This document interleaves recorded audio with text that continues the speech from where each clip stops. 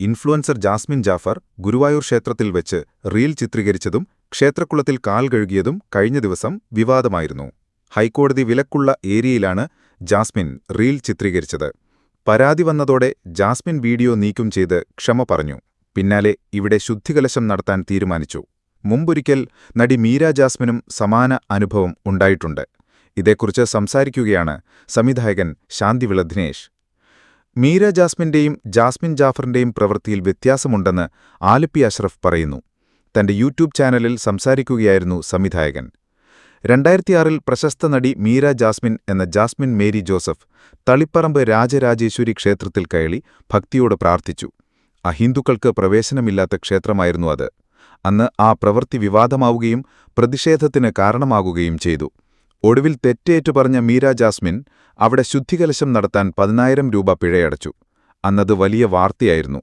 ഇവിടെ ഇപ്പോൾ മറ്റൊരു ജാസ്മിൻ വീണ്ടും പ്രശ്നങ്ങൾ സൃഷ്ടിച്ചിരിക്കുകയാണ്.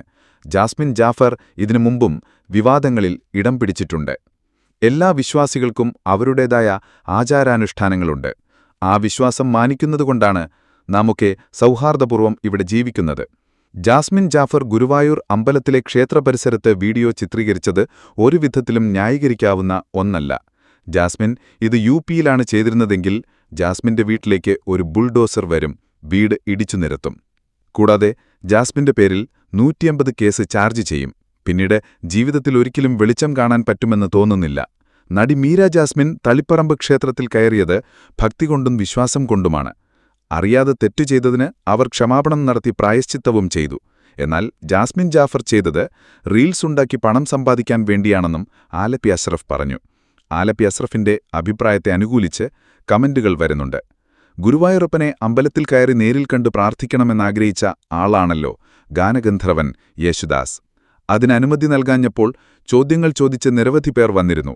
എന്നിട്ടും ആ ആഗ്രഹം ഇന്നും നടക്കാതെ പോയതിന്റെ കാരണം അവിടെ ചില നിയമങ്ങളും നിബന്ധനകളും ആചാരാനുഷ്ഠാനങ്ങളുമൊക്കെ ഉള്ളതുകൊണ്ടല്ലേ?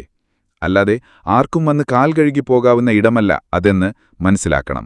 നമ്മുടെ കേരളത്തിൽ എല്ലാ മതസ്ഥരും സ്നേഹത്തോടെയും സാഹോദര്യത്തോടെയും പരസ്പര ബഹുമാനത്തോടെയും കഴിയാൻ ആഗ്രഹിക്കുന്നവരാണ്.